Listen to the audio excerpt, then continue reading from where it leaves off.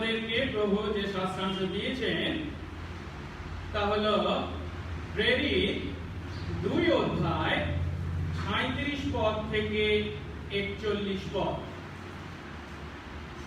প্রেরিতদের কার্য বিবরণ 2 অধ্যায় 37 পদ থেকে 41 পদ। আমি প্রভুর নামে পাঠ করি। এই কথা শুনিয়া তাহাদের হৃদয়ে যেন শেল বিদ্ধ হইল এবং তাহারা পিতরকে ও অন্য প্রেরিত দিগকে বলিতে লাগিল, ভ্রাতৃগণ, আমরা কি করিব? তখন পিতর তাহাদিগকে কহিলেন, মন ফিরাও এবং তোমরা প্রত্যেকজন তোমাদের পাপ মোচনের নিমিত্ত যীশু খ্রিস্টের নামে বাপ্তায়িত হও, তাহলে পবিত্র আত্মার উদ্দান প্রাপ্ত হইবে। কারণ এই প্রতিজ্ঞা তোমাদের জন্য ও তোমাদের সন্তানগণের জন্য এবং দূরবর্তী সকলের জন্য, যত লোককে আমাদের ঈশ্বর প্রভু ডাকিয়া আনিবেন। আর আর অনেক কথায় তিনি সাক্ষ্য দিলেন ও তাহাদিগকে উপদেশ দিয়া কহিলেন, এই কালের কুটিল লোকদের হইতে আপনাদিগকে রক্ষা করো। তখন যাহারা তাহার কথা গ্রাহ্য করিল তারা বাপ্তায়িত হইল, তাতে সেই দিন কম বেশ 3000 লোক তাহাদের সহিত সংযুক্ত হইল। আমেন। আসুন প্রভুর বাক্যে তর্জমা শোনার আগে প্রভুর আশীর্বাদ ভিক্ষা করি, তার কাছে প্রার্থনা করি। পবিত্র পবিত্র পবিত্র বাহিনীগণের ঈশ্বর সদা প্রভু, তোমার ধন্যবাদ করি। তোমার অনুগ্রহে তোমার কতিপয় দাস দাসী আমরা তোমার চরণতলে মিলিত হয়েছি এবং প্রভু হয়তো অনেকেই অনলাইন আরাধনায় যোগ দিয়েছি। সবই তোমার অনুগ্রহে, কোনোটাই আমাদের যোগ্যতার ফল নয়। কিন্তু প্রভু তুমি তোমার অনুগ্রহে যখন তোমার চরণতলে আমাদেরকে মিলিত করেছ এবং প্রভু এই সময় তোমার বাক্য দিয়েছ, সেই প্রেরিত 2 অধ্যায় 37 পদ থেকে 41 পদ, যেখানে আমরা সেই জনতার উদ্দেশ্যে প্রেরিত শিষ্য পিতরকে দেখতে পাচ্ছি। সেই আদেশ করেছেন, মন ফেরাও এবং যিশুর নামে বাপ্তায়িত হও। প্রভু তুমি তোমার আত্মা দ্বারা যাদের হৃদয়ে কথা বলেছিলে, সেই 3000 ব্যক্তি সেদিন সেই আদেশ পালন করে তোমার সন্তানদের সঙ্গে সংযুক্ত হয়েছিল।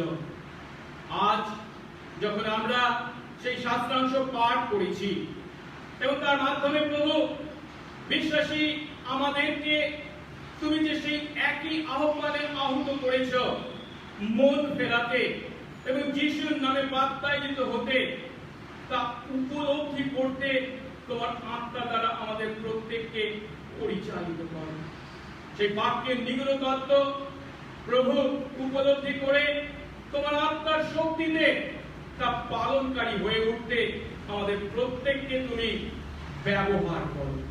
সঙ্গে সঙ্গে থাকো, যিশু নামে এই প্রার্থনা চাই, আমেন। আমরা প্রেরিত 2 অধ্যায় থেকে শিখছি। আর সেই প্রেরিত 2 অধ্যায়ের বিষয়বস্তু হলো পঞ্চসপ্তমীর দিনে প্রেরিত শিষ্য পিতর তার জনতা সেই ইহুদিদের কাছে যে সুসমাচার প্রচার করেছিলেন তা আমরা অধ্যয়ন করছি। এর আগে আমরা দেখেছি পঞ্চসপ্তমীর দিনে পবিত্র আত্মার অবতরণের ফলস্বরূপ প্রেরিত শিষ্য সহ 120 জন বিশ্বাসী পবিত্র আত্মায় পূর্ণ হয়ে বিভিন্ন ভাষায় ঈশ্বরের মহৎ মহৎ কাজের কথা বর্ণনা করেছিলেন। আর তা দেখে ও শুনে জেরুজালেমের ইহুদিরা অবাক হয়েছিল, আর তারা প্রশ্ন করেছিল, তারা জানতে চেয়েছিল এর অর্থ কি। আর তখন প্রেরিত শিষ্যদের মুখপাত্র হয়ে পিতর পবিত্র আত্মা দ্বারা পরিচালিত হয়ে তাদের সামনে সেই ঘটনার অর্থ ব্যাখ্যা করেছিলেন। কি বলেছিলেন? তিনি বলেছিলেন যে শেষকাল এসে গেছে, যে শেষকালের কথা জোয়েল ভাববাদীর মাধ্যমে ভাববাদী করা হয়েছিল, যখন ঈশ্বরের সমস্ত সন্তান ঈশ্বরের আত্মাকে অর্থাৎ পবিত্র আত্মাকে লাভ করবে। হ্যাঁ, সে ঘটনা ঘটেছে, কারণ ঈশ্বরের প্রতিজ্ঞাত মসীহ অর্থাৎ খ্রিস্ট তাদের মধ্যে অবতীর্ণ হয়েছেন। আর পৃথিবীর মাটিতে তিনি অবতীর্ণ হয়ে ঈশ্বরের প্রতিজ্ঞাত মসীহ হিসাবে বিভিন্ন পরাক্রম কাজ, অদ্ভুত লক্ষণ ও চিহ্ন সাধন করেছেন, যার দ্বারা তিনি সাক্ষ্য দিয়েছেন তিনি সেই প্রতিজ্ঞাত মসীহ। আবার তিনি ঈশ্বরের সেই নিরূপিত মন্ত্রণা এবং পূর্ব জ্ঞান অনুসারে ক্রুশবিদ্ধ হয়ে মারা গেছেন, যাকে পিতরের সেই সমস্ত ইহুদি জনতা বর্জন করেছিল এবং রোমীয়দের হাতে তুলে দিয়েছিল। কিন্তু ঈশ্বর মৃতদের মধ্য থেকে যিশুকে পুনরায় জীবিত করেছেন, কারণ সে দাউদের মাধ্যমে ঈশ্বর পূর্বেই ভাববাদী করেছিলেন যে মসীহ পুনরুত্থিত হবে, আর সেই পুনরুত্থানের দ্বারা প্রমাণিত যিশুই খ্রিস্ট। কেবল তাই নয়, পিতর তার প্রচারে আরো বলেছেন কি না, ঈশ্বর তাকে স্বর্গে ঈশ্বরের দক্ষিণ পাশে বসিয়েছেন, এবং তার দ্বারাও দাউদের মাধ্যমে যে ভাববাদী করা হয়েছিল যে মসীহ তার দক্ষিণে উপবিষ্ট হবে, তা তিনি পূর্ণ করেছেন। আর যিশু পিতার দক্ষিণে উপবিষ্ট হয়ে পিতার কাছ থেকে পিতার অঙ্গীকৃত পবিত্র আত্মা লাভ করেছেন, আর এই পঞ্চসপ্তমীর দিনে তা তিনি তার সন্তানদের উপর, বিশ্বাসীদের উপর ঢেলে দিয়েছেন। আর তাই সেদিন সেই পঞ্চসপ্তমীর দিন তার সেই সন্তানেরা সেই সংসদ সন্তানের অজানা ভাষায় ঈশ্বরের মহৎ মহৎ কাজের কথা, ঈশ্বরের গৌরব কীর্তন করছে। আর তাই পবিত্র আত্মায় পূর্ণ হয়ে গালিলের সেই সমস্ত মামুলি গ্রামবাসী বিভিন্ন ভাষায় ঈশ্বরের গৌরব কীর্তন করছিল, যা দেখে সেই সমস্ত ইহুদিরা অবাক হয়েছিল। আর এই সমস্তের দ্বারা যে সত্য প্রকাশিত হয়েছে বা প্রমাণিত হয়েছে, সেটা কি? যাকে ইহুদিরা ক্রুশে দিয়েছিল, সেই নাসরীয় যিশুকে ঈশ্বর প্রভু ও খ্রিস্ট উভয়ই করেছে। এখন পিতরের মুখ থেকে সেদিনের এই ঘটনার ব্যাখ্যা শুনে কি না, নাসরীয় যিশুই হলেন সেই প্রতিজ্ঞাত মসীহ, যাকে তারা বর্জন করে ক্রুশে দিয়েছে। সেই কথা পিতরের শ্রোতা অর্থাৎ ইহুদিরা শুনে তারা পিতরকে এবং অন্য শিষ্যদেরকে প্রশ্ন করছে, এই যে মহাপাপ আমরা করেছি, এই যে মহা অপরাধের অপরাধী আমরা কি করব? অর্থাৎ আমরা যে পাপ করেছি সেই পাপ থেকে উদ্ধার পাবো কিভাবে? আর দেখছি পিতর তাদের উত্তর দিচ্ছে, তাদের আদেশ করছে তারা যেন মন ফেরায় এবং যিশুর নামে বাপ্তায়িত হয়। আজ আমরা 37 থেকে 41 পদ পাঠ করেছি, আর সেখানে তারা যখন পিতরকে প্রশ্ন করেছে, শিষ্যদের প্রশ্ন করেছে আমরা কি করব, তখন পিতর উত্তর দিচ্ছেন, আপনারা মন ফেরান এবং যিশুকে আপনাদের পরিত্রাতা মুক্তিদাতা বলে বিশ্বাস করে, খ্রিস্ট বলে স্বীকার করে বাপ্তায়িত হন। আজ আমরা তাই পিতরের দ্বারা প্রচারিত সুসমাচার শোনার পর সেই শ্রোতাদের সেই সুসমাচারের প্রতি কি উত্তর আমরা এখানে দেখছি, যা হলো মন ফেরানো এবং বাপ্তায়িত হওয়া, তার অর্থকে তিনটি ধাপে উপলব্ধি করব। প্রথম ধাপে আমরা দেখব জনতার প্রশ্নকে। তারা প্রশ্ন করছে আমরা কি করব? দ্বিতীয় ধাপে আমরা দেখব সেই প্রশ্নে পিতর কি উত্তর দিয়েছিলেন। পিতরের উত্তর, মন ফেরাও ও বাপ্তায়িত হও। আর তৃতীয় ধাপে দেখব জনতার বাধ্যতাকে। তাদের মধ্যে যারা পিতরের কথা শুনেছিল তারা বাপ্তায়িত হয়েছিল, আর তাদের সংখ্যা বলা হচ্ছে কত? 3000। আসুন আমরা প্রথম ধাপে জনতার প্রশ্ন, আমরা কি করব, সেই প্রশ্নটিকে ভালো করে উপলব্ধি করি। এর আগে আমি আপনাদেরকে বলেছি, এই শিষ্যরা যখন প্রচার করতেন মোটামুটি তাদের প্রচারে 4টে ভাগ বা 4টে অংশ থাকতো। প্রথম ভাগ বা প্রথম অংশে তারা ঘোষণা করতেন কি না, শেষ কাল এসে গেছে। পিতর তার প্রচারে বলেছেন সেই জোয়েলের ভাববাণীকে উদ্ধৃত করে। দ্বিতীয় ধাপে তারা যিশুর জীবন, মৃত্যু, পুনরুত্থান, স্বর্গারোহণের কথা বলতেন। পিতর তাও বলেছেন। তৃতীয় ধাপে তারা বলতেন সেই যিশুই হলেন প্রতিজ্ঞাত খ্রিস্ট। পিতর যিশুর পুনরুত্থান এবং স্বর্গারোহণ ও ঈশ্বরের দক্ষিণে ভূমিষ্ঠ হওয়ার মাধ্যমে কিভাবে মসীহ সম্বন্ধে সেই ভাববাণী যিশুতে পূর্ণ হয়েছে তাও বলেছেন। বাকি আছে চতুর্থ ধাপ, আর সেটি কি? প্রতীক প্রচারে সবসময় তারা কি করত? অনুতাপ করতে তার শ্রোতাদেরকে আহ্বান জানাতো। আর পিতর সেই ধাপে প্রবেশ করতে চলেছেন। তিনি তাদেরকে অনুতপ্ত হয়ে তাদের পাপের জন্য ঈশ্বরের কাছে ফিরে আসবার জন্য আহ্বান জানাতে চলেছেন। কিন্তু লক্ষ্য করার বিষয় হলো, পিতর নিজে নিজে আগে আগে তাদের কাছে এই আহ্বান জানাননি। তারাই পিতরের কাছে প্রশ্ন করেছে, জানতে চেয়েছে আমরা কি করব। আর তখন পিতর তাদেরকে সেই অনুতাপের জন্য আহ্বান জানিয়েছেন। পিতর সেদিন যে প্রচার করেছিলেন সেই প্রচারের সারাংশ সহজ করে যদি বলি, এই যে ইহুদিরা এতকাল ধরে যার আগমনের জন্য অধীর আগ্রহে প্রতীক্ষা করেছে, অর্থাৎ সেই মসীহ খ্রিস্টের আগমনের জন্য, সেই মসীহ পিতর ঘোষণা করছেন কি ইতিমধ্যে এসে গেছে, তাদের মধ্যে অবতীর্ণ হয়েছে, কিন্তু তারা তাকে চিনতে পারেনি। তারা তাকে সাদরে গ্রহণ করার পরিবর্তে তারা তাকে বর্জন করেছে, ক্রুশে পেড়ে পেড়ে হত্যা করেছে। পিতর যখন এই সুসমাচার প্রচার করেছে সেই প্রতিজ্ঞাত মসীহ সম্বন্ধে, এই কথা শুনে তার সেই জনতা, তার সেই শ্রোতাদের প্রতিক্রিয়া কি তার 37 পদে বর্ণনা করেছেন লূক। কি বলছেন 37 পদ আরেকবার দেখি। এই কথা শুনে, অর্থাৎ পিতরের দ্বারা প্রচারিত সুসমাচার শুনে তাদের হৃদয়ে, অর্থাৎ সেই শ্রোতাদের হৃদয়ে যেন শেলবিদ্ধ হইল, তাদের হৃদয় ক্ষত বিক্ষত হলো, এবং তারা পিতরকে অন্য পেরিস শিষ্যদেরকে বলতে লাগলো, ভাইরা আমরা কি করব। এর আগে 36 পদে পিতর ঘোষণা করেছেন কি ঈশ্বর নাসরতীয় যিশুকে এই প্রভু ও খ্রিস্ট উভয়ই করেছেন।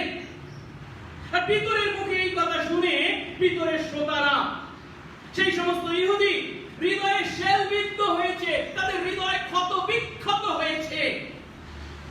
এই শেলবিদ্ধ হওয়া বা ক্ষত বিক্ষত হওয়ার অর্থ, ধারালো অস্ত্র বা ছুরি দিয়ে যদি আমাদের শরীরকে আঘাত করা হয় তাতে যেমন ব্যথা হয়, বা সূচ ফোটালে যেমন আমাদের মারাত্মক যন্ত্রণা আমরা উপভোগ করি, অনুভব করি, ঠিক একইভাবে তারা তাদের হৃদয়ে সেই মারাত্মক ব্যথা অনুভব করছে পিতরের প্রচারিত সুসমাচার শুনে। কেন? কারণ তারা যা আশা পর্যন্ত করতে পারেনি, পিতর হঠাৎ সেই কথাই তাদের কাছে শুনিয়েছে কি না, তারা এতদিন যে প্রতিজ্ঞাত মসীহের অপেক্ষায় ছিল তিনি এসেছেন, কিন্তু তারা তাকে চিনতে না পেরে তারাই তাদের মসীহকে খুন করেছে। অর্থাৎ এই কথা শুনে তারা হতভম্ব, হতবুদ্ধি হয়ে পড়েছে। তারা উপলব্ধি করেছে কি মারাত্মক অপরাধ তারা করেছে। তাই তারা তাদের হৃদয়ে প্রচন্ড ব্যথা অনুভব করেছে, নিদারুণ মানসিক কষ্ট। কেন? প্রথম কারণটি হচ্ছে পিতরের প্রচারের মাধ্যমে তারা উপলব্ধি করেছে তাদের মসীহকে হত্যা করা হয়েছে।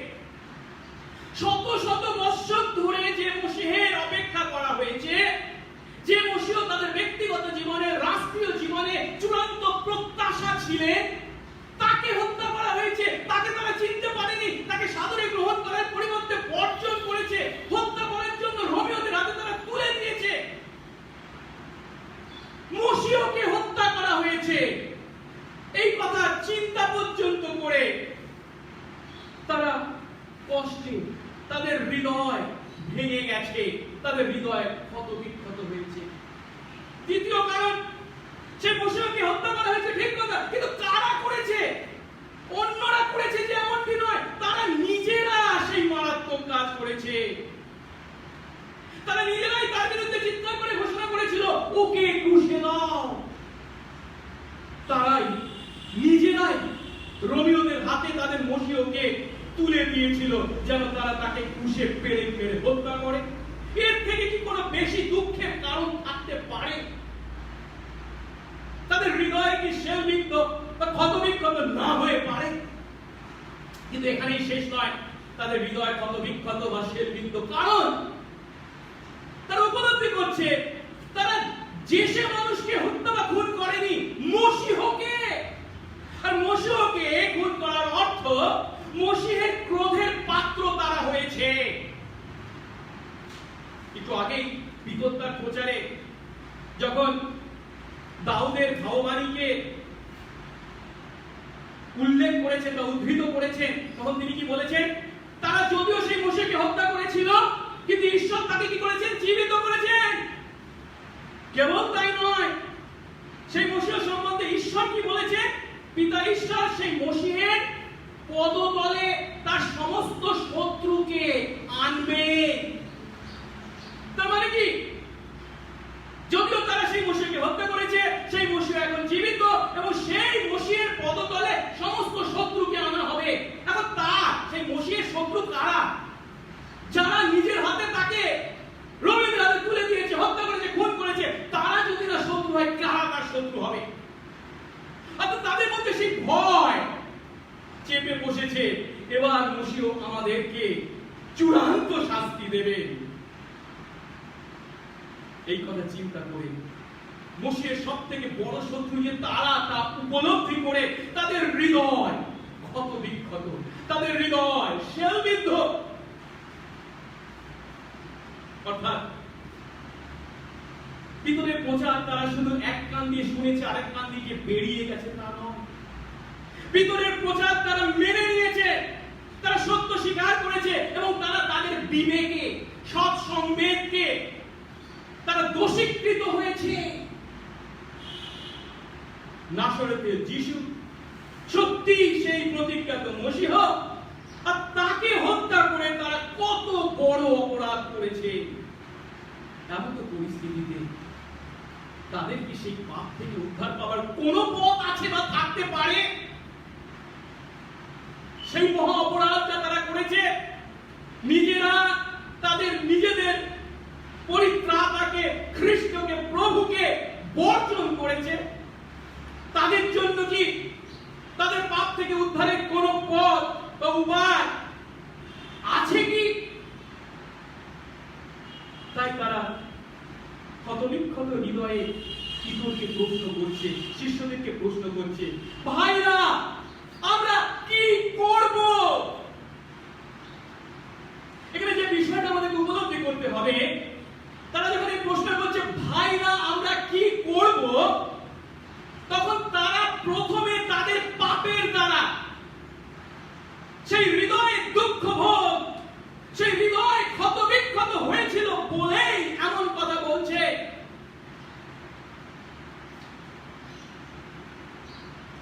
পিতর আগে আগে তাদেরকে বলেননি, অতএব তোমাদেরকে এই করতে হবে। কিন্তু শ্রোতারা, যারা পবিত্র আত্মা দ্বারা পরিচালিত হয়ে ক্ষমতাপূর্ণ পিতরের সেই সুসমাচার শুনেছিল, তারা যখন তাদের হৃদয়ে শেলবিদ্ধ হয়েছিল, তারাই প্রশ্ন করেছিল, আমরা কি করব? একই প্রশ্ন আমরা শৌলকেও করতে দেখি। শৌল তার দম্বেশকের যাত্রা পথে যখন যিশু তাকে দেখা দিয়েছিলেন, 22 অধ্যায় 10 পদে সেই যিশু দেখা পেয়ে যে যিশু তাকে বলছে, শৌল শৌল তুমি কেন আমাকে তাড়না করছো? তবে শৌল তাকে প্রশ্ন করেছিলেন, প্রভু আমি কি করব? একই প্রশ্ন আমরা ফিলিপি কারারক্ষককেও করতে দেখি। পৌল এবং শিলকে তিনি সেই প্রশ্ন করেছিলেন, মহাশয়েরা পাপ থেকে পরিত্রাণ পাওয়ার জন্য আমাকে কি করতে হবে? প্রেরিত 16 অধ্যায় 30 পদ।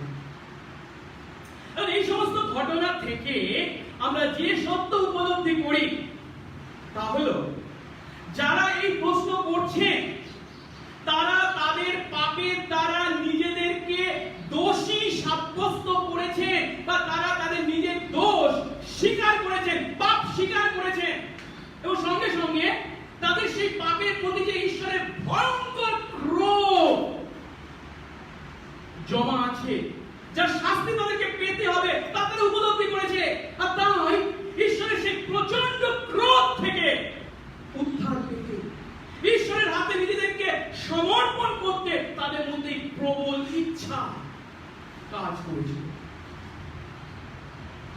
এখন এটা যে কেবল সেই পঞ্চসপ্তমীর দিনে পিতরের শ্রোতাদের জীবনের জন্য প্রযোজ্য তা নয়, বা এটা যে কেবল পৌলের জন্য প্রযোজ্য ছিল তা নয়, এটা যে কেবল সেই ফিলিপির কারারক্ষকের জন্য প্রযোজ্য ছিল তা নয়, এই কথা আমাদের প্রত্যেকের জন্য প্রযোজ্য। আমরা যখন সুসমাচার প্রচার করি এবং সেই সুসমাচারে আমাদের পাপের কথা বলি, পবিত্র আত্মা যদি আমাদেরকে সেই পাপ সম্বন্ধে উপলব্ধি না দেন, আমাদের হৃদয়কে কদর না করে, সেই হৃদয়ে আমি যদি নিজেকে পাপী বলে অনুভব না করি, আমরা কখনো প্রকৃত অর্থে সেই পাপ থেকে উদ্ধার পাওয়ার জন্য পরিত্রাতার খোঁজ করতে পারি না। সুসমাচার কখনো পাপকে স্বীকার না করার দ্বারা আসতে পারে। কিন্তু যখন সত্য সুসমাচার প্রচারিত হয়, পবিত্র আত্মা যখন শ্রোতাদের হৃদয় খুলে দেন, যেমন ফিলিপিতে পৌল যখন প্রচার করেছিলেন, পবিত্র আত্মা কার হৃদয়? লিডিয়ার হৃদয় খুলে দিয়েছিলেন। তখন সেই সুসমাচারের শ্রোতারা নিজেদের পাপী বলে উপলব্ধি করে, আর সেই পাপ থেকে উদ্ধার পাওয়ার জন্য পথ খোঁজে। তাই সুসমাচার শোনার পর শ্রোতাদের কাছ থেকে যে প্রাথমিক প্রশ্ন আসাটাই স্বাভাবিক, তা হলো, আমি পাপ করেছি, আমি সেই পাপ থেকে উদ্ধার পেতে কি করব আমাকে বলে দিন। তার মানে পাপ করার পর সেই পাপের জন্য কেবল দুঃখ প্রকাশ করাটাই যথেষ্ট নয়, আমাদেরকে ঈশ্বরের কাছ থেকে সেই পাপের জন্য ক্ষমা পেতে হবে, এবং ক্ষমা পাওয়ার পর ক্ষমা প্রাপ্ত জীবন আমাদেরকে যাপন করতে হবে। তাই প্রচারক যখন ঈশ্বরের বাক্য প্রচার করেন, যদিও সমস্ত শ্রোতাই প্রচারকের কথা তাদের কানে শুনতে পায়, কিন্তু কেবল তারাই প্রচারকের দ্বারা প্রচারিত বাক্যের অর্থ এবং সত্য উপলব্ধি করতে পারে, যাদের হৃদয়কে পবিত্র আত্মা খুলে দেন। সকলেই যদিও একই সুসমাচার তাদের কান দিয়ে শোনে, কিন্তু যারা প্রশ্ন করে না আমি কি করব, তাদের ক্ষেত্রে প্রচারকের কথা এক কান দিয়ে ঢোকে, আরেক কান দিয়ে বেরিয়ে যায়।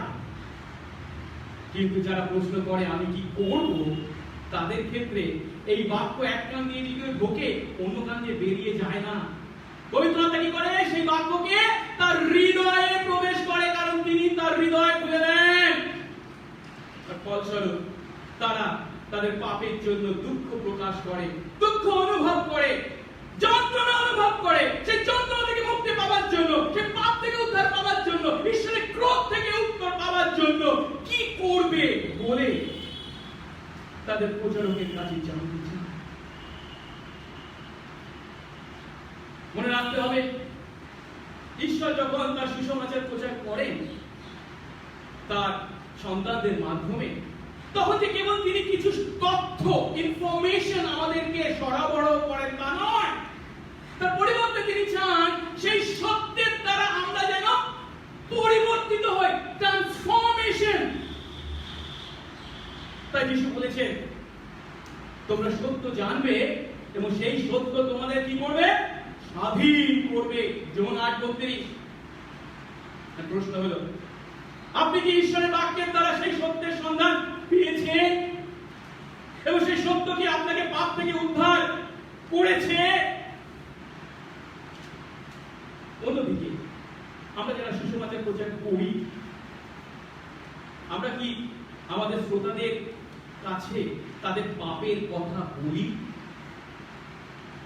তারা যে তাদের পাপের দ্বারা ঈশ্বরের সামনে দোষী সাব্যস্ত, তা যদি তারা উপলব্ধি না করে, তারা কখনো সেই পাপ থেকে উদ্ধারের জন্য একজন উদ্ধারকর্তার প্রয়োজন উপলব্ধি করবে না।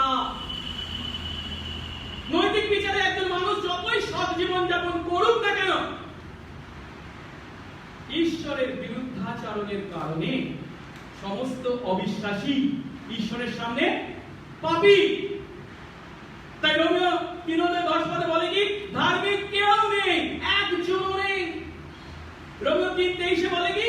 সকলেই পাপ করেছে এবং ঈশ্বরের গৌরববিহীন হয়েছে। আপনি যতই নৈতিক জীবন যাপন করুন না কেন, আরেকজন মানুষের তুলনায় অনেক উত্তম জীবন যাপন করুন না কেন, তথাপি আপনি একজন পাপী যদি আপনি যীশু খ্রিস্টের বিশ্বাসের মাধ্যমে পাপের ক্ষমা না পেয়ে থাকেন। তাই আমাদেরকে পিতরের ন্যায় সুসমাচার প্রচার করতে হবে। জিজ্ঞাসা কি বলেছিলেন?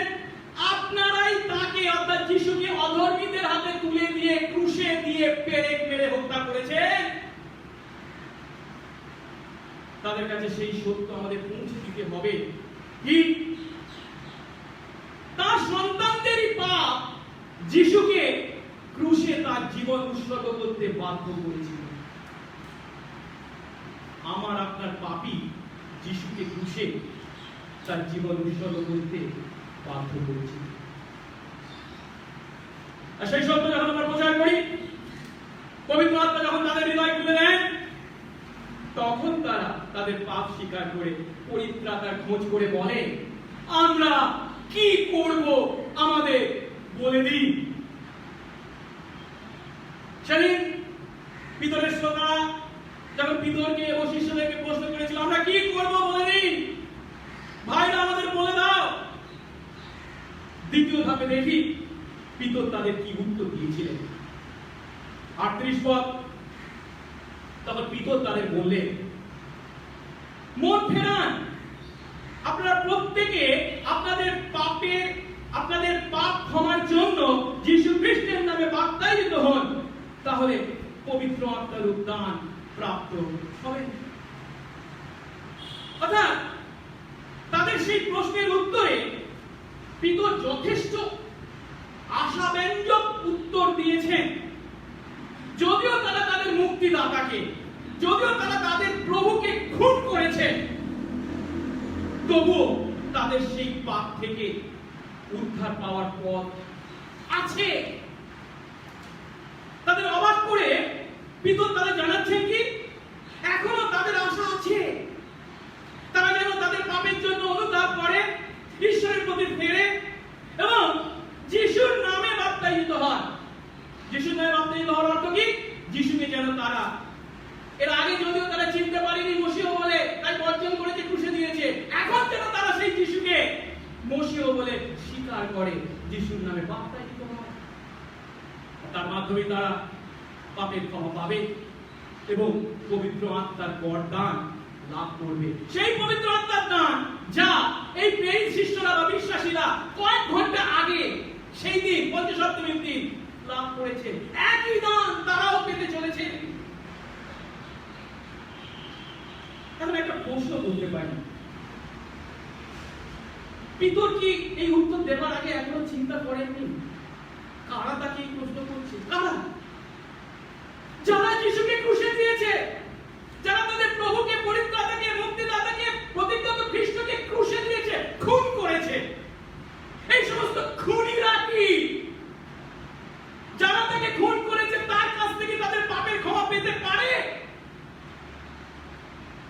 সাধারণ মানুষের চিন্তায় এদের ক্ষমা নেই, এটাই স্বাভাবিক উত্তর হতে পারে।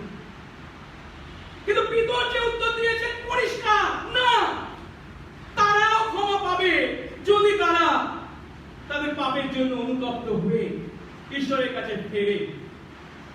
এর থেকে আমরা কি উপলব্ধি করি? পিতর সেই নিশ্চয়তার অধিকারী ছিলেন যে এরা যদি পাপের জন্য অনুতাপ করে তারা অবশ্যই পাপে ক্ষমা পাবে। যিশু তাদের ক্ষমা করবেন যদিও তারা যিশুকে খুন করেছে। আর প্রশ্ন হলো, পিতর এই নিশ্চয়তা পেল কোথা থেকে? পিতর কি করে জানলো যে এরাও ক্ষমা পেতে পারে? পিতর সেই নিশ্চয়তা পেয়েছিলেন কারণ পিতর নিজে তাদেরই মতো একজন ছিলেন এবং পিতরকে ঈশ্বর যীশু খ্রিস্ট ক্ষমা করেছে। পিতর নিজে সেই অভিজ্ঞতা লাভ করেছে, আমিও তোমাদেরই মতো একজন পাপী, হয়তো সেই অর্থে খুনি নয় কিন্তু মহাপাপী, কিন্তু প্রভু আমাকে ক্ষমা করেছেন। তাই তোমরাও যদি তোমাদের পাপের জন্য অনুতপ্ত হও, ঈশ্বরের কাছে ফেরো, তোমরাও ক্ষমা পাবে। কেন?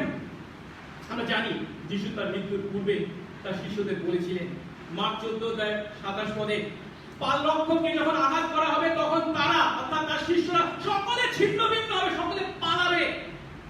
কিন্তু পিতর সেই কথা শুনে প্রতিবাদ করে যিশুকে কি বলেছিলেন? যদিও সকলে বিঘ্ন পায় তবুও আমি বিঘ্ন পাবো না। যদি আপনার সঙ্গে মরতেও হয় কোনো মতে আপনাকে আমি অস্বীকার করব না। বড় মুখ করে এত কথা পিতর যদিও বলেছিলেন, কিন্তু যখন চরম সন্ধিক্ষণ উপস্থিত হয়েছিল তখন পিতর কি করেছিলেন? তিনি তার প্রভুকে কেবল অস্বীকার করা নয়, তিনি মিথ্যা দিব্য পর্যন্ত করেছিলেন এবং অভিশাপ পূর্বক শপথ করে বলেছিলেন, আমি তাকে যিশুকে চিনি না। এমন শিষ্য যে তার প্রভুকে মারাত্মক এক পাপীর ন্যায় অস্বীকার করেছে, তবু যিশু তার পুনরুত্থানের পর যে পিতর তার এই পাপের জন্য তার হৃদয়ে চরম কষ্ট, দুঃখ, যন্ত্রণা বা শেলবিদ্ধ হওয়ার বা ক্ষতবিক্ষত হওয়ার যন্ত্রণা ভোগ করছিলেন, সেই পিতরকে দেখা দিয়েছিলেন, তার সঙ্গে সাক্ষাৎ করেছিলেন, তাকে ক্ষমা করেছিলেন এবং তাকে প্রেরিত শিষ্যের পদে পুনর্বহাল করেছিলেন। জন 21 অধ্যায়। এখন প্রভুর কাছ থেকে এমন ক্ষমা পাওয়ার অভিজ্ঞতা লাভ করার পর যখন আমরা পিতরকে দেখি, পিতর কিন্তু আর পিছনে ফিরে তাকাননি। তিনিও সেই 120 জনের সঙ্গে যিশুর প্রতিজ্ঞায় বিশ্বাস করে অপেক্ষা করেছিলেন। আর পঞ্চসপ্তমীর দিনে পবিত্র আত্মায় পূর্ণ হয়ে ঈশ্বরের রাজ্যের এক মহান সৈনিক হয়ে তিনি তার জীবন শেষ পর্যন্ত উৎসর্গ করেছিলেন। অর্থাৎ কি দেখতে পাচ্ছি আমরা?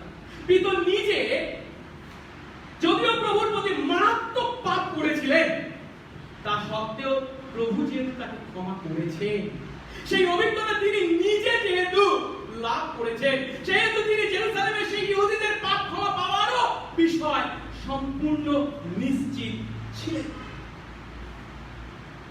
আর এর মধ্যে আমরা ক্রুশের উপর যিশুর সেই প্রথম বাণীর সার্থকতাকে দেখতে পাই। যখন যারা তাকে ক্রুশে দিচ্ছিল তাদের উদ্দেশ্যে যিশু কি বলেছিলেন? পিতা, এদের ক্ষমা করো, কারণ এরা কি করছে তা জানে না।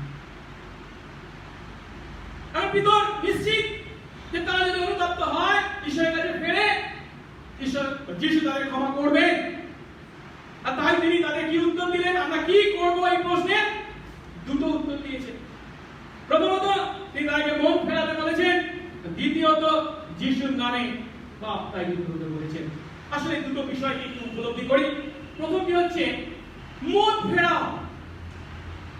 পিতর তার শ্রোতাদের অর্থাৎ জেরুজালেমের ইহুদিদের মন ফেরাতে, যার অর্থ অনুতাপ করতে ও ঈশ্বরের প্রতি ফিরতে বলেছেন। এখানে যে গ্রিক শব্দটা ব্যবহার করা হয়েছে তার অর্থ হচ্ছে দৃষ্টি দৃষ্টিভঙ্গির পরিবর্তন বা মনের পরিবর্তন। তাই বাংলায় বেশ ভালোই অনুবাদ করা হয়েছে, মন ফেরানোর কথা বলা হয়েছে। এর অর্থ কেবল দুঃখ প্রকাশ করা বা পাপের জন্য দুঃখ প্রকাশ করা এমনটি নয়, কেবল দুঃখ প্রকাশ নয়, কিন্তু এর অর্থ হলো একজনের চিন্তা করার পদ্ধতিটার পরিবর্তন, তার হৃদয়ের সম্পূর্ণ পরিবর্তন।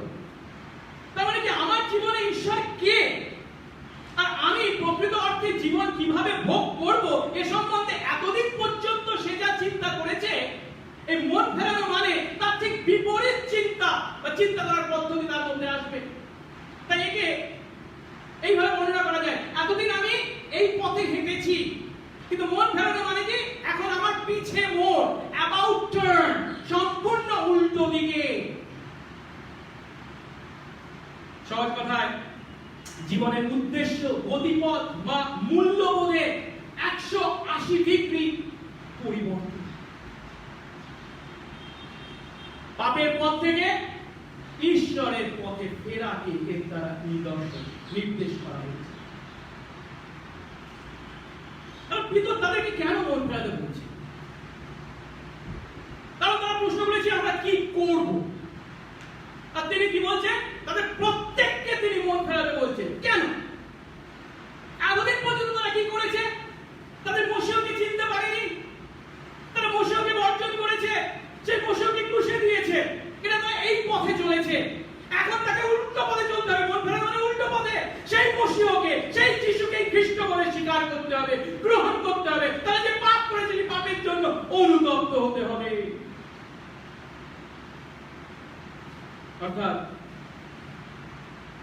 নাসরতে যিশুই যে ঈশ্বরের প্রতিজ্ঞাত মশিহ, তা যদিও তারা উপলব্ধি করতে ব্যর্থ হয়েছিল, তাই তারা বর্জন করেছিল, এখন তাদের হৃদয়ের সম্পূর্ণ পরিবর্তন বা আধ্যাত্মিক পিছু মোড় ছাড়া সেই যিশু, সেই খ্রিস্ট তাদেরকে যে পরিত্রাণ দেওয়ার জন্য পৃথিবীতে অবতীর্ণ হয়েছিলেন, পিছে মোড় ছাড়া সেই পরিত্রাণ তারা কখনো পেতে পারে না।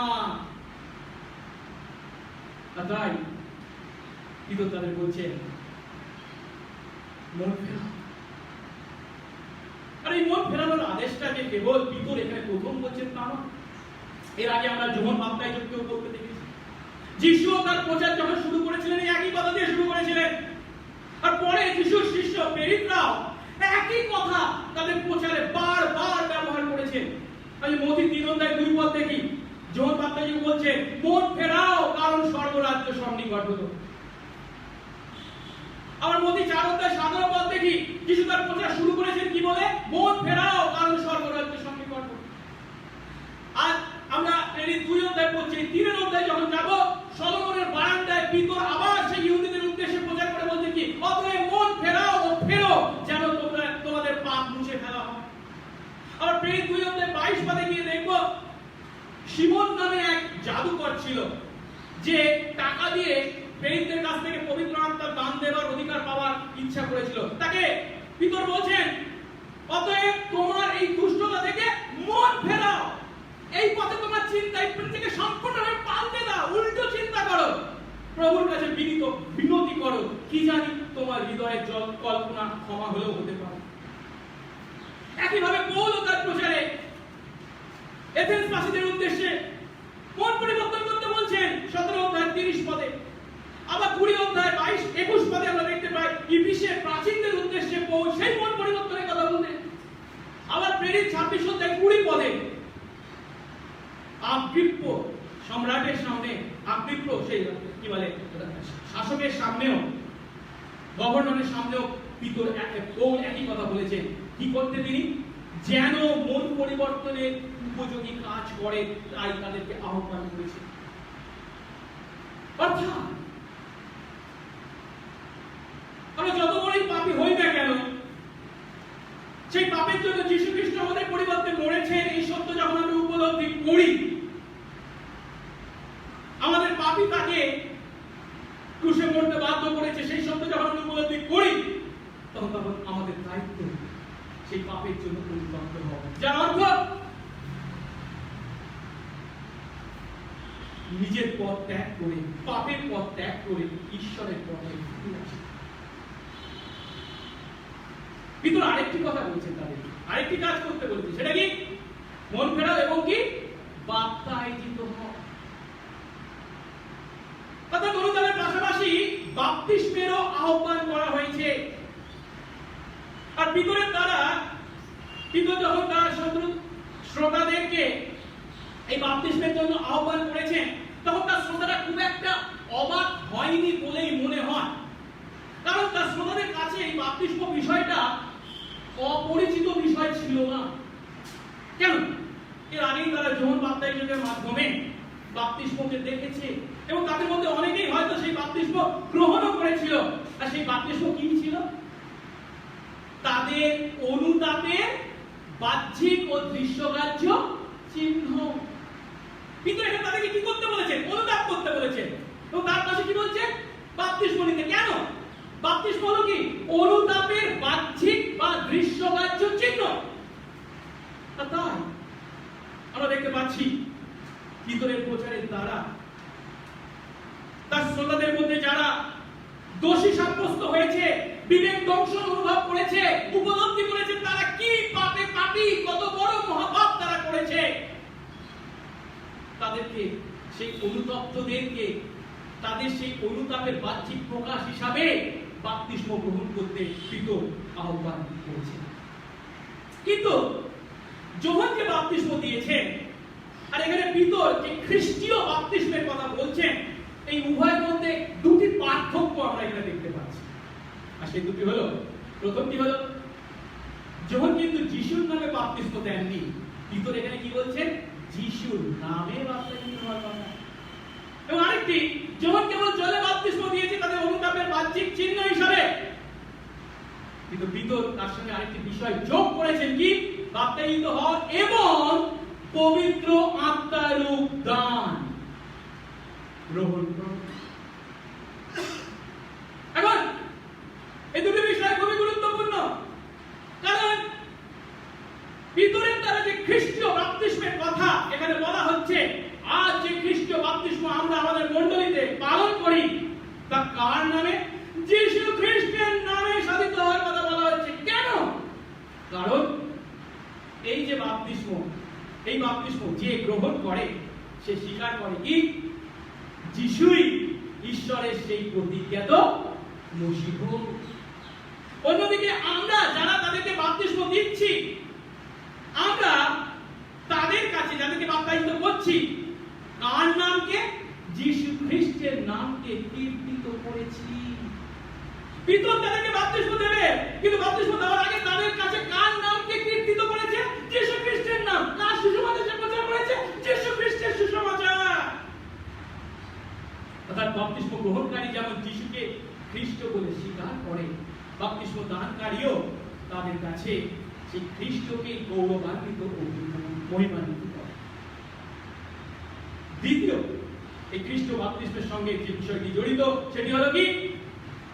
পবিত্র আত্মার দান গ্রহণ করার কথা বলেছি। এর আগে প্রেরিত 1:5 আমরা দেখেছিলাম প্রভু স্বর্গারোহণ করবার পূর্বে তার শিষ্যদেরকে কি বলেছিলেন? যোহন জলে বাপ্তায়িত করতেন বটে, কিন্তু তোমরা পবিত্র আত্মায় বাপ্তায়িত হবে বেশি দিন পরে নয়। এখন এই কথা থেকে আমরা যদি বলি যে পবিত্র আত্মায় বাপ্তিস্ম যোহনের দ্বারা জলে বাপ্তিস্মকে অপসারিত করেছে আর জলে বাপ্তিস্মের প্রয়োজন নেই, তাহলে কিন্তু আমরা ভুল করব। কারণ এখানে তেমন কোনো উল্লেখ পাচ্ছি না যে পবিত্র আত্মায় বাপ্তিস্ম যোহনের জলে বাপ্তিস্মকে অপসারিত করেছে। অবশ্যই শিষ্যরা নিজেরা সেই পবিত্র আত্মা দ্বারা বাপ্তিত হয়েছে এবং সেদিন যারা সেই সমস্ত ইহুদিরা অনুতপ্ত হয়ে যিশুকে বিশ্বাস করতে চলেছে, তারাও পবিত্র আত্মার বাপ্তিস্ম, পবিত্র আত্মার দান লাভ করতে চলেছে, বাপ্তায়িত হতে চলেছে, ঠিক না? কিন্তু জলে বাপ্তিস্ম একই সঙ্গে বহাল আছে এবং এই জলে বাপ্তিস্ম এখন আরো বেশি বা গভীরতর তাৎপর্যের অধিকারী হয়েছে। কেন? যেহেতু যিশু তার উদ্ধারকারী কাজ সম্পন্ন করেছে এবং পবিত্র আত্মার অবতরণ ঘটে গেছে। প্রশ্ন হলো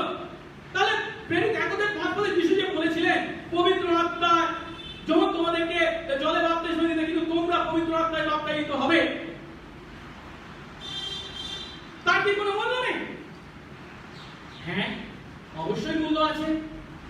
যিশু যে পবিত্র আত্মায় বাপ্তায়িত হওয়ার কথা বলেছিলেন তা কঠোর অর্থে কোন দিন পূর্ণ হয়েছে? পঞ্চসপ্তমীর দিনে, যখন কিনা সকলের উপর, সমস্ত বিশ্বাসীর উপর সেই পবিত্র আত্মাকে ঢেলে দেওয়া হয়েছিল। যখন তিনি অর্থাৎ যীশু খ্রিস্ট পবিত্র আত্মা, পিতার অঙ্গীকৃত পবিত্র আত্মাকে তার সন্তানদের উপর বর্ষণ করেছিলেন। অর্থাৎ পঞ্চসপ্তমীর দিনে যখন পবিত্র আত্মা সমস্ত বিশ্বাসীর উপর নেমে এসেছিলেন, তখনই যিশু যে বলেছিলেন না তোমরা কিছুদিন পরে নয় পবিত্র আত্মায় বাপ্তায়িত হবে, তা পূর্ণ হয়েছে। এবং যারা সেই বাপ্তিস্মে বাপ্তায়িত হয়েছে, পবিত্র আত্মার বাপ্তিস্মে বাপ্তায়িত, তারা সকলে বা তাদেরকে নিয়ে ঈশ্বর নতুন প্রজা গঠন করেছে। আর ঈশ্বরের যে নতুন প্রজাদের সহভাগিতা, যা মণ্ডলী নামে পরিচিত, তার মধ্যে প্রবেশের বাহ্যিক চিহ্ন কি বা সর্বসমক্ষে সাক্ষ্য দেওয়ার চিহ্ন কি? জলে বাপ্তিস্ম গ্রহণ।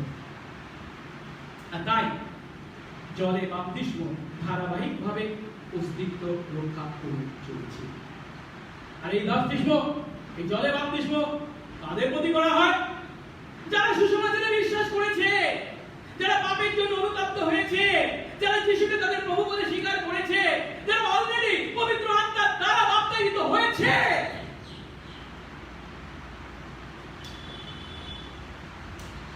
আরেকটি বিষয় এখানে এই 38 পদে আমাদের উপলব্ধি করতে হবে।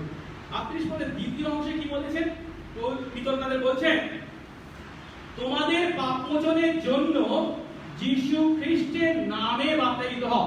এটা উপরে উপরে বললে মনে হয় কি ও তাহলে বাপ্তিস্মের দ্বারা আমরা পাপ মোচন বা পাপের ক্ষমা লাভ করি, তাই কি? জলে বাপ্তিস্মের কথা বলা হচ্ছে এখানে। যে বাপ্তিস্ম গ্রহণ করতে পিতর তার শ্রোতাদেরকে আহ্বান জানিয়েছেন, জলে বাপ্তিস্ম কি আমাদেরকে পাপের ক্ষমা দেয়? বাইবেল কি আমাদেরকে এই শিক্ষা দেয়? না। এই যে পাপ মোচনের জন্য যীশু খ্রিস্টের নামে বাপ্তায়িত হও এই কথা বলার আগে পিতর যে অনুতাপের কথা বলেছেন, মন ফেরানোর কথা বলেছেন, তাকে বাদ দিয়ে কেবল পাপ মোচন এবং বাপ্তিস্মকে যদি আমরা যুক্ত করি তাহলে আমরা খুব ভুল করব। যারা বলে বাপ্তিস্মের দ্বারা পাপ ক্ষমা লাভ করা যায়, তারা বাইবেলের সামগ্রিক শিক্ষাকে সম্পূর্ণভাবে বর্জন করেছে। তার পরিবর্তে বাইবেলের সামগ্রিক শিক্ষা কি? আভ্যন্তরীণ অনুতাপ যদি আমাদের না হয়, তার বাহ্যিক সংস্কার যে জলে বাপ্তিস্ম, তার কোনো মূল্য নেই। আমরা লোকদেরকে জলে চুবাতে পারি বা জল ছিটাতে পারি, কিন্তু তাদের যদি মন পরিবর্তন না হয়ে থাকে, নতুন জন্ম যদি না হয়ে থাকে, তারা কখনোই ঈশ্বরের সন্তান হতে পারে না, তার পাপের ক্ষমা পেতে পারে না। তাই একটু পরে তৃতীয় অধ্যায়, প্রেরিতের দ্বিতীয় অধ্যায় যদি আমরা এই প্রেরিত 3 অধ্যায় 19 পদ দেখি, সেখানে একই ধরনের ঘটনাকে বর্ণনা করা হচ্ছে। আর পিতর জেরুজালেমে ইহুদি থেকে কি বলেছেন এটা দেখি তুমি পদটা। প্রেরিত 3 অধ্যায় 19 পদ। সে সলোমনের বারান্দায় তিনি প্রচার করছেন, আর তিনি তাদেরকে কি বলছেন? সেই জেরুজালেম ইহুদিদেরকে বলছেন, মন ফেরাও ও ফেরো, যেন তোমাদের পাপ মুছে ফেলা হয়। আচ্ছা, এখানে বাপ্তিস্মের কথা কি কিছু বলা হয়েছে? বলা হয়েছে না। কিন্তু তারা কি পাপের ক্ষমা পাবে, যেহেতু তাদের পাপ মুছে ফেলা হবে। কিসের দ্বারা? মন ফেরাও ও ফেরত দ্বারা। তার মানে লোকদের অনুতাপ এবং ঈশ্বরের প্রতি মন পরিবর্তনের সরাসরি পরিণাম হিসাবে তাদের পাপ মুছে ফেলার কথা বলা হয়েছে বা পাপ ক্ষমা করার কথা বলা হয়েছে। কিন্তু এখানে বাপ্তিস্মে কোনো উল্লেখ নেই।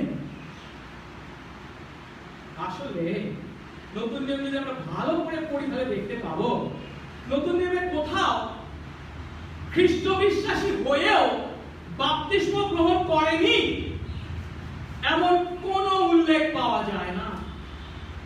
মন পরিবর্তনের সঙ্গে সঙ্গে বাপ্তিস্ম সর্বদাই জড়িত নতুন নিয়মে।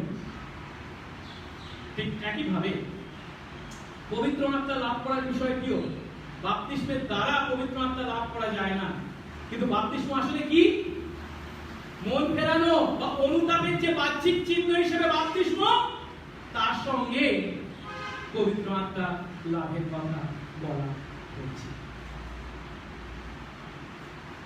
আরেকটি বিষয়, সেটাও খুব গুরুত্বপূর্ণ, আর সেটি হলো এই যে তারা পবিত্র আত্মার রূপ দান লাভ করেছে, এটা কিন্তু পবিত্র আত্মার দান সমূহ থেকে আলাদা। এখানে যে পবিত্র আত্মার রূপ দান কথা বলা হয়েছে, তার মানে কাকে? পবিত্র আত্মাকে, স্বয়ং পবিত্র আত্মাকে নির্দেশ করেছে, যাকে পিতা ঈশ্বর যীশু খ্রিস্টের মাধ্যমে দান করেন। কিন্তু পবিত্র আত্মার দান সমূহ মানে কি? সেই সমস্ত আধ্যাত্মিক বল, দক্ষতা বা বৈশিষ্ট্য যা পবিত্র আত্মা আমাদের দিয়ে থাকেন, যাদের কথা আমরা প্রথম করিন্থীয় 12 অধ্যায়ে বিশেষ করে পাই। আরেকটি বিষয়, এখানে তারা পবিত্র আত্মার দানকে লাভ করেছে, তার জন্য কি পিতর তাদের মাথার উপরে হাত রেখেছিল, হস্তার্পণ করেছিলেন? কোন উল্লেখ এখানে পাই না। পবিত্র আত্মার দান লাভের সঙ্গে তাদের উপরে প্রেরিতদের হস্তার্পণের কোনো কথা এখানে উল্লেখ করা হয়নি। কারণ এটা যদি সত্য হতো যে প্রেরিতদের হস্তার্পণের দ্বারাই কেবল পবিত্র আত্মা লাভ করা যায়, এতখানি যদি গুরুত্বপূর্ণ বিষয় হতো, তাহলে কি লুক সেই বিষয়টিকে না লিখে থাকতে পারতেন? সাধারণত প্রেরিত 8 অধ্যায় 15 থেকে 17 পদ যখন আমরা পাঠ করি, যেখানে সমরিয়ার লোকদের কথা বলা হয়েছে, যাদের উপর পিতর এবং যোহন হস্তার্পণ করে প্রার্থনা করবার পর তারা পবিত্র আত্মা পেয়েছিলেন বলে সেই অংশকে জোর দিয়ে অনেকে বলে এই পবিত্র আত্মা লাভের সঙ্গে প্রেরিতদের দ্বারা তথা আজকের দিনে পালকদের দ্বারা হস্তার্পণ বিশেষ গুরুত্বপূর্ণ। এটা দুটো একে অন্যের সঙ্গে যুক্ত। বাইবেল তো আমাদেরকে শিক্ষা দেয় না।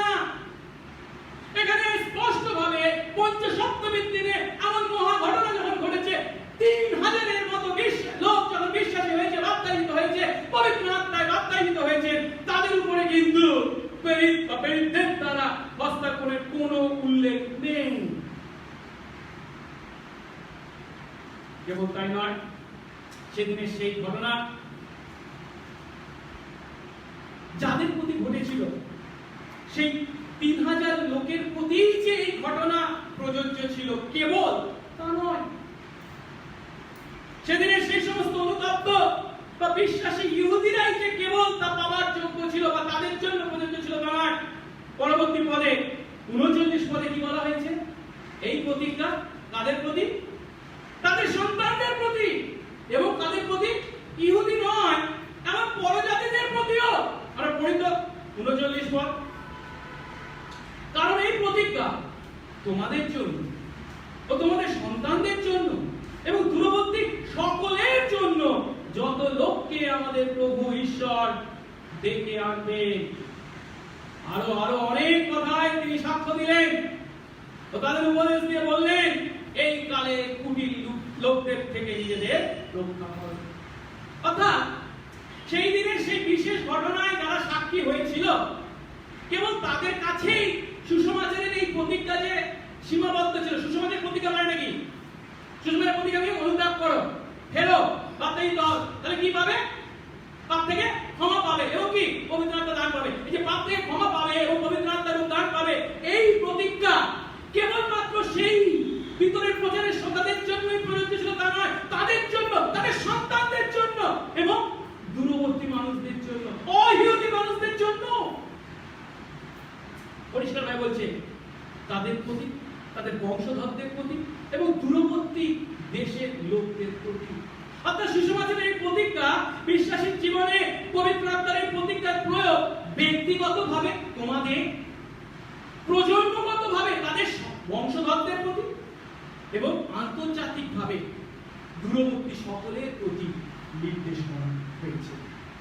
আর এইভাবে পিতর তার শ্রোতাদের কাছে সুসমাচারের বিভিন্ন বিষয় 40 পদ অনুসারে এবং প্রতিজ্ঞার বিষয় বর্ণনা করলেন। বিশেষ করে 40 পদের শেষ অংশে বলা হয়েছে কি, সেই কালের কুটিল লোকদের থেকে তিনি তাদের রক্ষা করতে বললেন। কেন? যিশু যখন পার্থিব পরিচর্যা করেছিলেন তার সময়কার লোকদেরকে কি বলে বর্ণনা করেছিলেন? লুক 9:41 পদে অবিশ্বাসী ও বিপদগামী। সহজ কথায় কুটিল। কেন কুটিল না হলে কি তারা কখনো ঈশ্বরের অভিষিক্ত পরিত্রাতাকে, প্রভুকে, খ্রিস্টকে ক্রুশে দিয়ে হত্যা করে, বর্জন করে? তবু এমন লোকদের মধ্য থেকেও আগামী কোপ থেকে উদ্ধারের পথ আছে, বা পথ ঈশ্বর করে দিয়েছেন। যেমন জোয়েল ভাববাদীর মাধ্যমে বর্ণনা করা হয়েছিল, অবশিষ্টাংশ সেই ফল ভোগ করবে। আর তাই পিতরটা শ্রোতাদেরকে বলছে, এই কুটি, এই কালের কুটিল লোকদের থেকে নিজেদের রক্ষা করো, এবং তার দ্বারাই তোমরা পুরানো ইসরায়েলের বিশ্বস্ত অবশিষ্টাংশ হবে, এবং নতুন ইসরায়েল তথা খ্রিস্টীয় মণ্ডলী তোমরা এক একজন সদস্য হবে। আজও পিতরের এই উত্তর আমাদের প্রতি একইভাবে প্রযোজ্য। পিতরের প্রচার শুনে যারা নিজেদের পাপ দেখতে পেয়েছিল, তা থেকে মুক্ত হতে কি করতে হবে বলে পিতরকে প্রশ্ন করেছিল, পিতর তাদেরকে তাদের পাপের জন্য অনুতাপ করতে ও যিশুর নামে বাপ্তায়িত হতে বলেছেন। আমরা যদি যিশু খ্রিস্টের সত্য অনুসরণকারী হই, তাহলে আমরা অনুতাপের প্রয়োজনীয়তা এবং বাপ্তিস্মের গুরুত্বকে স্বীকার করবই করব। অনুতাপের অর্থ একটু আগে বলেছি, ঈশ্বর কে এবং আমরা কোথায় প্রকৃত জীবন পাবো সে বিষয়ে চিন্তার সম্পূর্ণ পরিবর্তন। ফলস্বরূপ আমরা আর আমাদের পবিত্র ঈশ্বরের কাছ থেকে পালাবো না, আমরা খ্রিস্টের কাছে ফিরে আসবো। আমাদের জীবনে ক্ষমা, করুণা, পরিচালনা, উদ্দেশ্য লাভের জন্য কেবল খ্রিস্টের উপরই নির্ভর করব। আর আমরা যখন অনুতপ্ত হই, তখন আমরা স্বীকার করি আমরা নিজেরা নিজেদের রক্ষা করতে পারি না, কিন্তু আমাদের একমাত্র ঈশ্বরই রক্ষা করতে পারে। আর তাই আমরা যখন সত্যি অনুতপ্ত হই, পাপ থেকে ঈশ্বরের কাছে ফিরে আসি, তখন তার বাহ্যিক চিহ্ন বাপ্তিস্ম, যার দ্বারা আমরা খ্রিস্টের সঙ্গে এবং বিশ্বাসীদের গোষ্ঠীর সঙ্গে মিলিত হই, তা গ্রহণ করতে দ্বিধা করি না। আমাদের প্রেক্ষাপট যাই হোক না কেন, ঈশ্বর যদি তার বাক্য দ্বারা, তার আত্মা দ্বারা আমাদেরকে খ্রিস্টের কাছে ডেকে আনে, আমরা আমাদের পাপের জন্য অনুতাপ করব, যিশুকে বিশ্বাস করব এবং যিশুর নামে বাপ্তায়িত হব। প্রশ্ন হলো, আপনি কি আপনার পাপের জন্য অনুতাপ করেছেন? কেবল যিশুকে আপনার পরিত্রাতা বলে বিশ্বাস করেছেন এবং যিশুর নামে বাপ্তায়িত হয়েছেন? আসুন,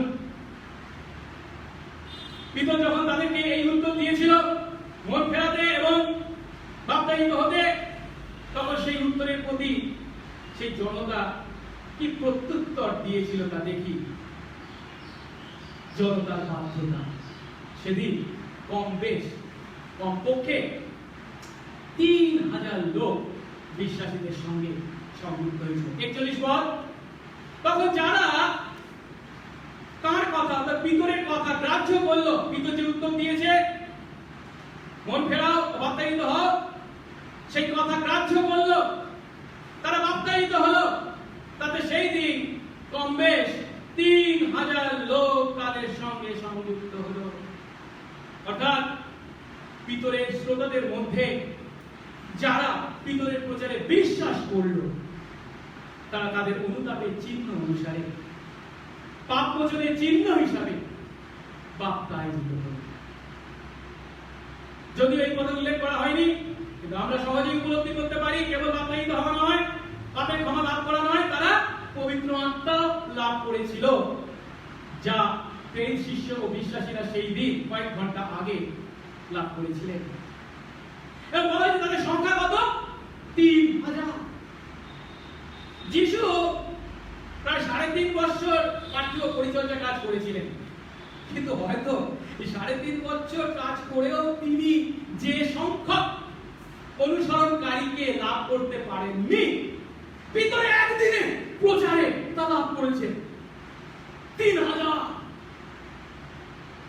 কিন্তু এর থেকে অবাক হওয়ার কিছু নেই, কারণ যিশু নিজেই তার শিষ্যদেরকে এমন কথা বলেছিলেন, যখন 14:12 বলে যে আমাদের বিশ্বাস করে আমি যে সকল কাজ করছি সেও করবে, এমনকি এ সকল থেকেও বড় বড় কাজ করবে, কারণ আমি পিতার কাছে যাচ্ছি। তিনি পিতার কাছে গেছেন, কিন্তু তার আত্মা দ্বারা তিনি পিতরকে ব্যবহার করছেন, তিনি কাজ করছেন। অনেকে এই সংখ্যা সম্বন্ধে সন্দেহ প্রকাশ করেন, 3000 এটা কি হতে পারে?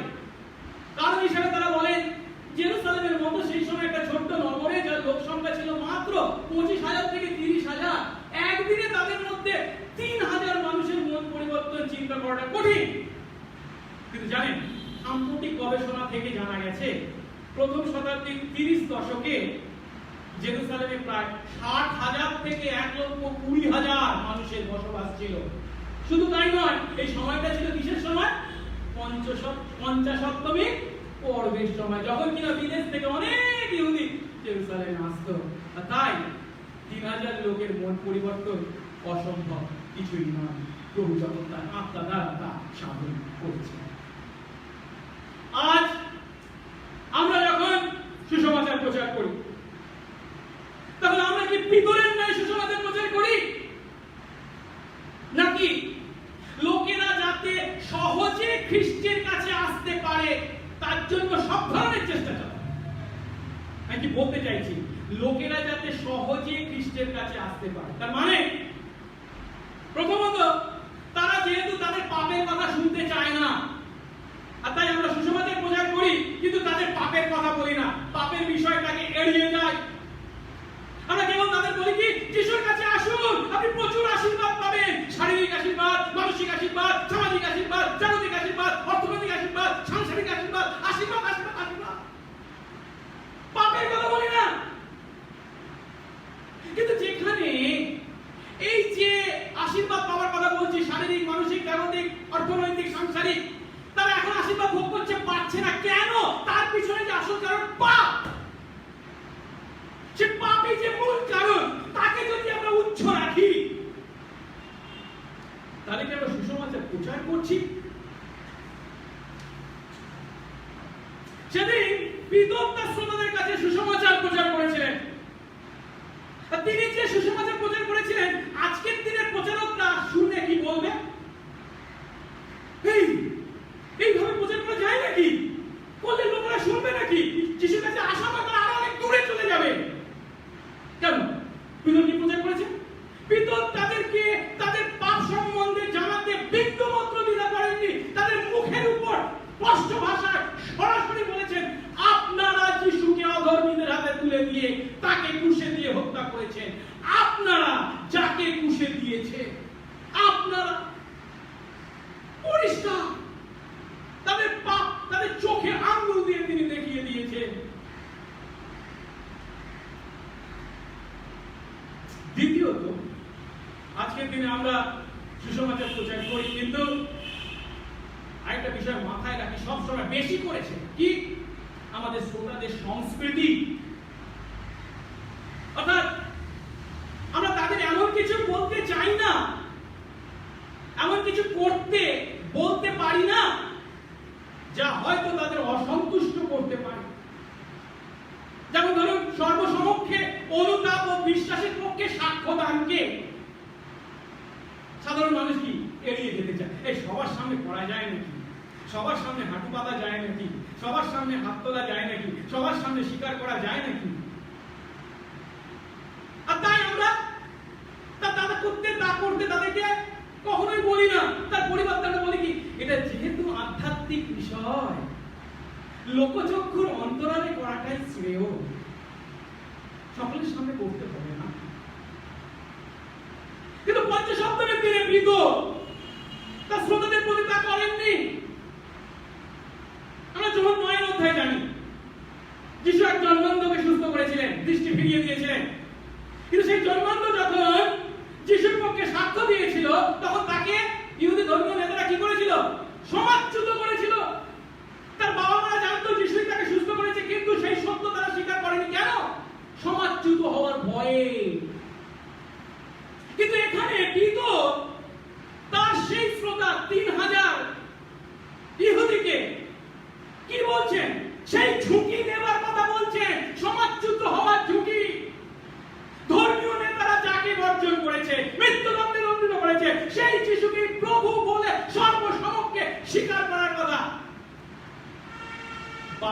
প্রভুর কাজ।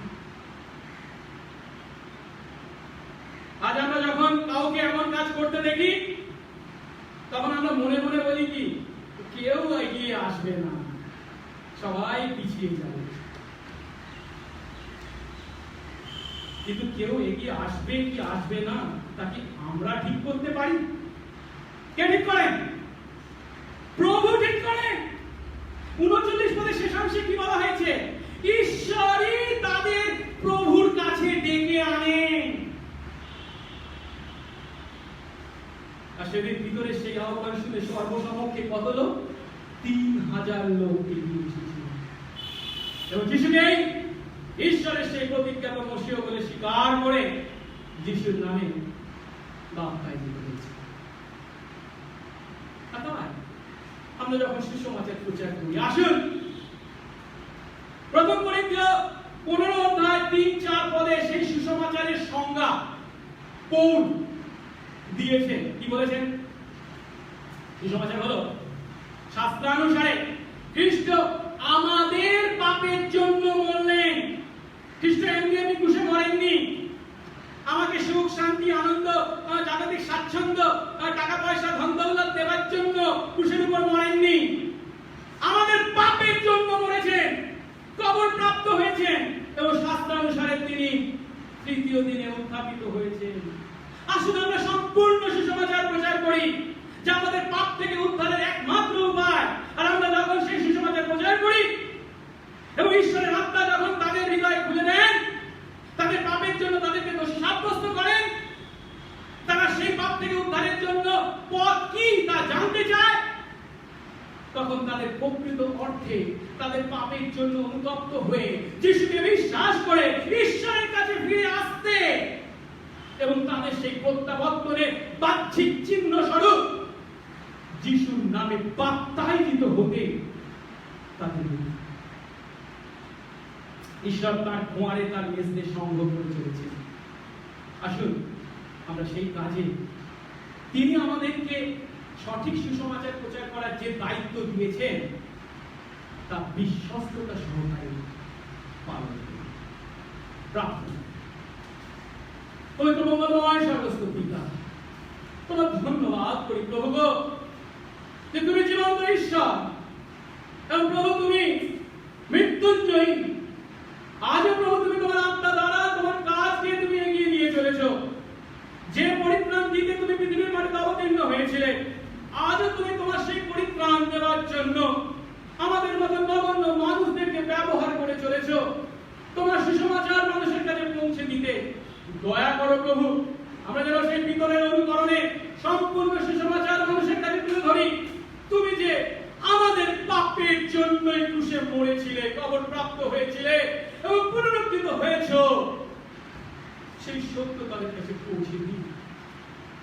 প্রভু বিশ্বাস করি আমাদের ভালো প্রচারের দ্বারা যে তারা বিশ্বাস করে তা নয়, কিন্তু আমরা যখন সত্য প্রচার করি এবং তুমি যখন তোমার আত্মা দ্বারা তাদের হৃদয়ে কথা বলো, সেই বাক্যকে যখন তাদের হৃদয়ে প্রবেশ করো, যখন তাদের হৃদয়ে খুলে দাও, তারা তখন সেই পাপের জন্য অনুতপ্ত হয় এবং সেই যিশুকে বিশ্বাস করার জন্য আগ্রহান্বিত হয়ে বলে আমরা কি করব।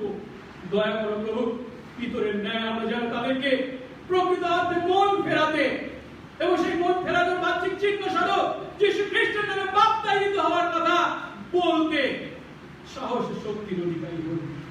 যেন প্রভু আমরা সকলে তোমার সন্তান হিসেবে তোমার প্রমাণ করতে পারি। সঙ্গে সঙ্গে থাকুন যিশুর নামে এই প্রার্থনা। আমেন।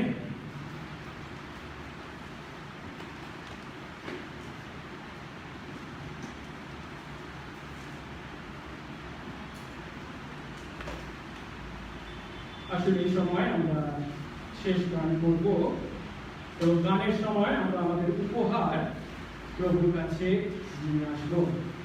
আসুন আমাদের গান বইয়ে পেজ নাম্বার 202 ইংরাজি 91 সংখ্যার গানটি করি, স্বর্গে জয়ধ্বনি মহানন্দে।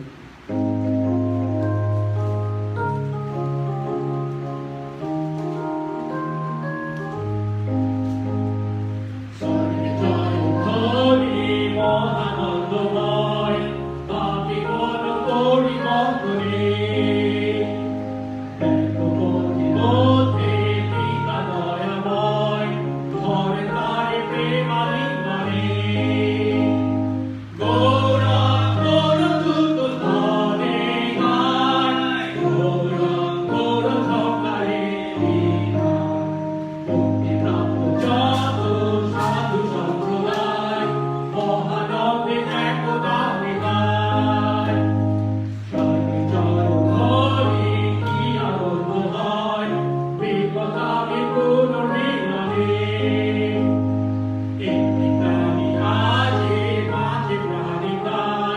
নতুন জন্ম করি প্রভুরে ওরা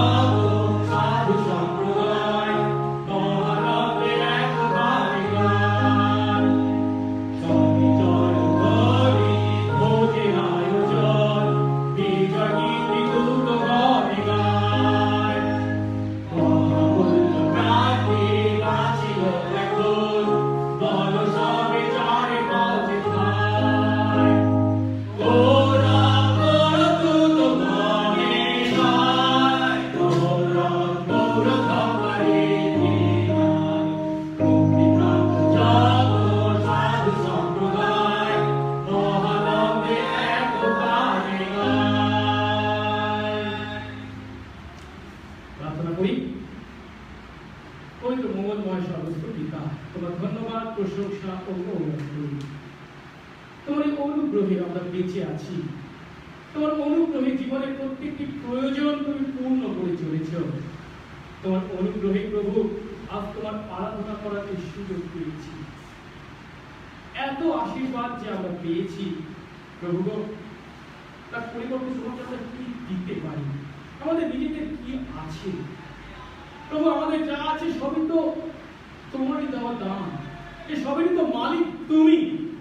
আর তাই প্রভু তোমারই বিষয় যখন তোমার কাছে আনি, সে বিষয়ে শ্লাঘা করার কোনো কারণ নেই। পরিবর্তে প্রভু তুমি আমাদেরকে দাও তোমার প্রতি কৃতজ্ঞতাপূর্ণ হৃদয়, যেন প্রভু তোমার কাছে আনতে আমরা আমাদের হাতকে ছোট না করি। পরিবর্তে মুক্ত হস্তে আমাদের দশমাংশের দান, ধন্যবাদের দান, রবিবারের দান ও অন্যান্য দান আনতে পারি। দয়া করে তুমি আমাদের মাঝে উচ্চীকৃত গৌরবান্বিত হও। যিশু এই প্রার্থনা চাই, আমেন। এক্ষণে আমাদের একমাত্র ত্রাণকর্তা প্রভু যীশু খ্রিস্টের অপার অনুগ্রহ, পিতা ঈশ্বরের অসীম প্রেম, পবিত্রতা, শান্তি, সহভাগিতা ও আনন্দ বিশ্বাসী আমাদের প্রতি এবং এই অঞ্চলের প্রভুর মনোনীত প্রত্যেকটি আত্মার প্রতি এবং অনলাইনে আরাধনাকারী সমস্ত বিশ্বাসীর প্রতি এখন থেকে অনন্তকাল পর্যন্ত বিরাজিত হোক। আমেন।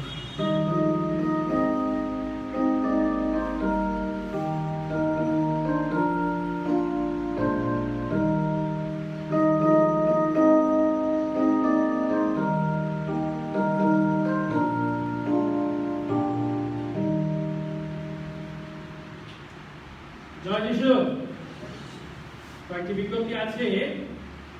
প্রতি রবিবারই আমি একই বিজ্ঞপ্তি দিই, যদিও তা হলো যে আন্তর্জাতিক সংকট তৈরি হয়েছে তার কারণে এখনো আমরা বাধ্য হয়েছি বাড়িতে বসে উপাসনা করার।